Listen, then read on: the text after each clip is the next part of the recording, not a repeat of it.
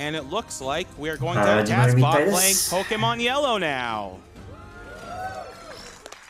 Oh, and start the timer. We're already going right now.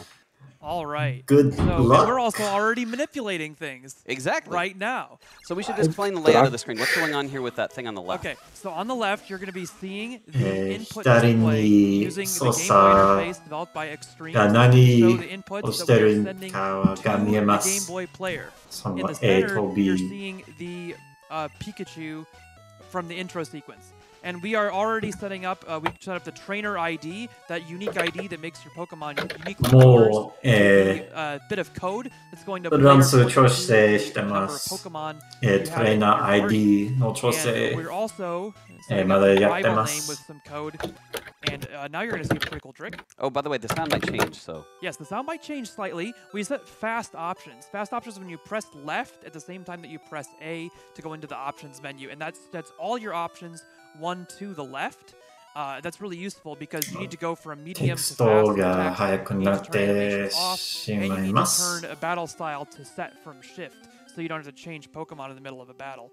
So that was all really useful. As a side effect of setting Earphone 3 as an option, which is really weird stereo setting that would be very different from what you're used to for Yellow. So we're going to have them do the favor of us mixing it back to what you're used to. Pikachu. And we're going to be manipulating another thing here. So the first half of the data that we need to point to our party is coming from the trainer ID, that unique ID I mentioned. And the second half is going to be coming from Pikachu's Pikachu no data that determine how powerful Pikachu is of a Pikachu, because it can go from そしてプレイヤー ID にも何かしてる We're going to use those numbers as code to point to our party index. We also are going to need to win survival battles coming up here, where we would usually use a task.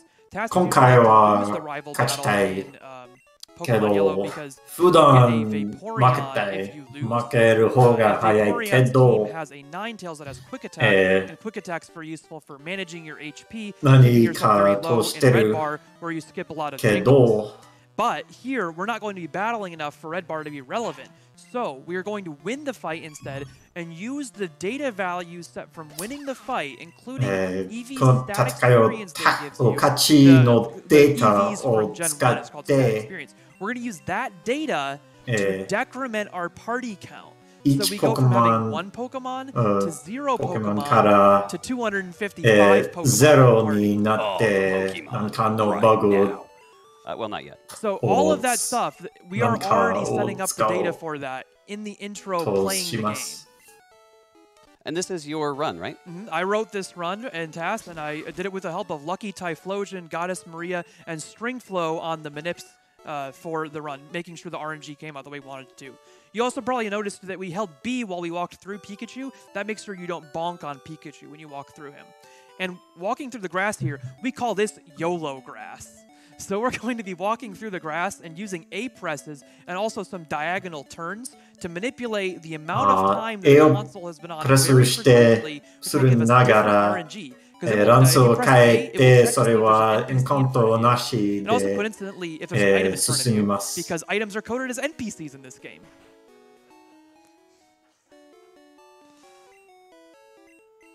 And now we have the parcel. We have to go through a lot of this entry stuff because we don't have a way of getting a glitch to happen in the intro where we're getting the parcel and all that. We have to get to Viridian Forest for that.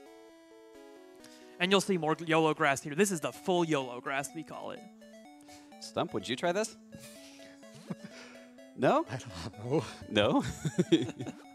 No? We also learned that it's a few cycles faster to walk one left before going to the grass in Pokemon Gen 1. We don't really know why. Somebody just tested it and figured it out. Oh, and we're walking behind Oak here before we talk to Oak. Each step that you take as the character takes and that is twice as long for the rival. So we're making the rival have a shorter amount of time walking to Oak. Because he walks at Rivalの速度がかなり遅いので every step we take is step saved from the rival.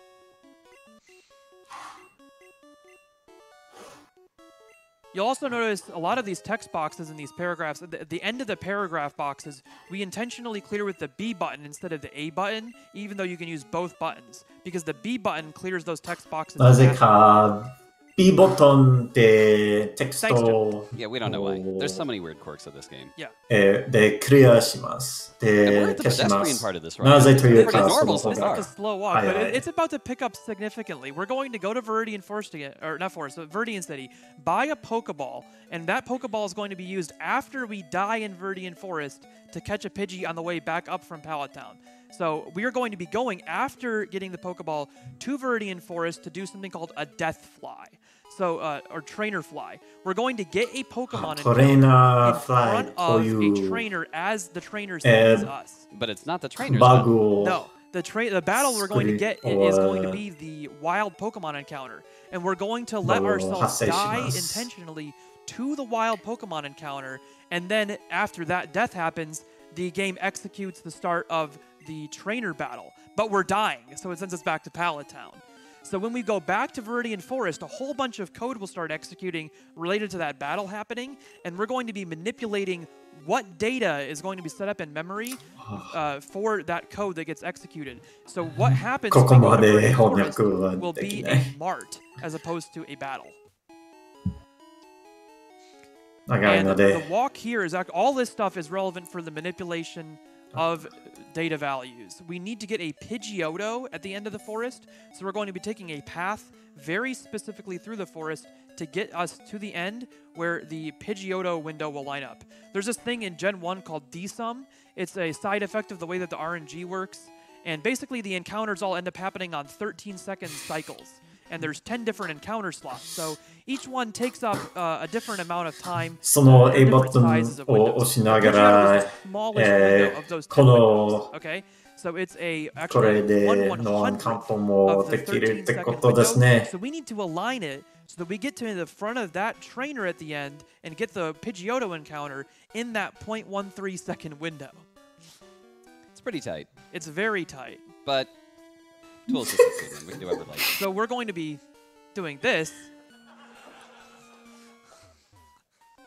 So to get a Pidgeotto encounter. Pidgeotto. Why not? And we need Pidgeotto specifically because we need to die to it in one hit. Nothing else can kill this Pikachu in one hit like the Pidgeotto. It even needs to have a high attack DV. Oh, それでトレーナーを And then you can see the trainer battle triggering, like I was saying, so that when we re-enter the forest, it will cause a bunch of glitch code to Now, the next thing you're going to be seeing is us depositing Pikachu. That's the first step of what I was talking about with decrementing the party count. Oh, we also need to catch our extra Pokemon. We can't do this whole party stuff with Pikachu. We need to switch to Pidgey for it. Watch the nickname of Pidgey very closely. It's going to be very close. そしてネーム大事TAS So that's very important actually. It is 非常に重要です that we nickname Pidgey TAS because that corresponds to a number of bits that is going to give us an owned Pokemon count of 62 later when we go to the Hall of Fame. Critically important. Could it have been anything other than TAS? Don't spoil the fun, Dwango. I'm just checking. Yes, it can be something else, but TAS is coincidentally one of the names. Now, this is something called the Manip. We call it the Manip because it is one of the most complex and difficult Manips to execute as a human trying to do the no-save corruption category. We're going to be doing it with a soft reset instead of a hard reset, as you'd normally have to do, because we don't need to worry about hard resetting to clear out the RNG to a constant state. We have to flash the Pokedex as part of setting up the memory to get the glitch mart when we go into Viridian Forest. We also need to start moving these NPCs in the room here. The girl needs to move off screen. The bird needs to keep moving left, okay? So we're going to pause slightly and have the bird move off screen to the left as we move off to the right. That sets up memory, again. Oh, and that. We have to jump that ledge. Yeah. That is How do you find all this stuff anyway? I don't. Lucky Typhlosion does. Lucky Typhlosion. 今やってるソースすべてが And 今やってる操作すべてが大事ってことですよね、これは。そうです And ね。 you will see そして、 as we're scrolling down the glitch mart, you will see repeated left and right presses. That's something called double input. You need to do that. Oh, and now we are decrementing our party count, like I was saying, using values we set up earlier. We're moving that task nickname into the rival name. Then we are setting our map index here to the Hall of Fame, so that this is all of our map data. Now we're moving the nickname from rival name, task name, into the owned Pokemon count. That's going to change last input to here, time. That's it. And you'll see that 62 in the owned Pokemon count was the task nickname we did. タスのネ This ー is ム the っ no て save corruption because we didn't actually corrupt the save file itself in any point. If you go back to GDQx 数ですね。 2015, I believe, is when we did Pokemon Plays Pokemon Switch. We had の Pokemon 手に Red 入 and we っ did た corrupt the save もの file は there. They used saved corruption there, but 62 it's それ actually は much タス more です。 technically interesting, in my opinion, the ways you need to glitch the game in order to beat it quickly without タス using の save 文字 corruption. から Well, thank you very much for watching this. Next up is GlitchCat7 helping us play some amazing Super Mario World versions, variants, whatever you want to call them. I'm a little hesitant to call them a certain name, but you're going to see that in just a second. We're going to take a brief break. の We'll be タ right ス back. が終わりました。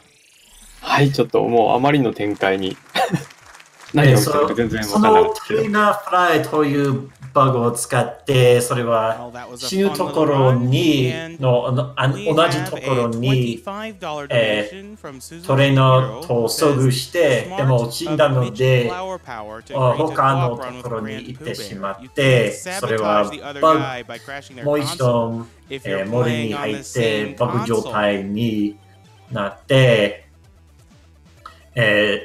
普段 RTA ではそれが珍しいポケモンを捕まえる、その技を使って珍しいポケモンを捕まえることができるけど、そのタスでなんとかしました。そして、メモリを変えて、ゲームを完成しました。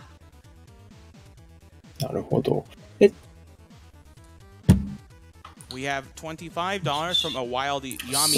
続いてのタイトルは改造マリオ、改造マリオワールド3ですかね。こちら、はい、こちらなんですけれども、改造なさっていただける方が、いらっしゃいますので、ちょっと裏の方でですね、準備をしていきたいと思います。今しばらくお待ちいただきますようよろしくお願いします。Here's another $25 from us because you guys do such a great job here. And it's going to great causes. Keep it up. Love you guys and what you do.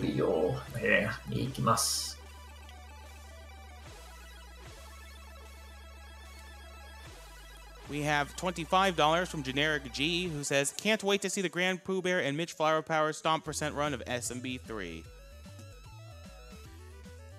Speaking of Super Mario Bros. 3, we're currently at $14,132.33 out of $20,000, so we need a little under $6,000 to go, and we have about maybe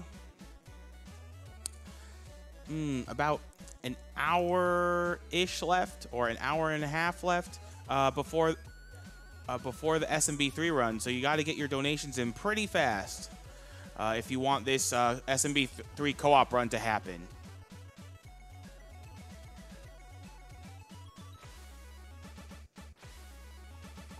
We have $35 from Marish, who says, needs more Mitch and Pooh.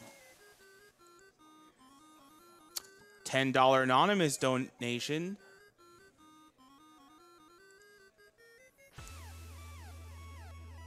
And we have $25 from Davis, who says, long-time watcher, first-time donator. You guys always do an awesome job. Good luck to the remaining runners. Greetings from Germany, and make the Super Mario 64 run a 120-star run.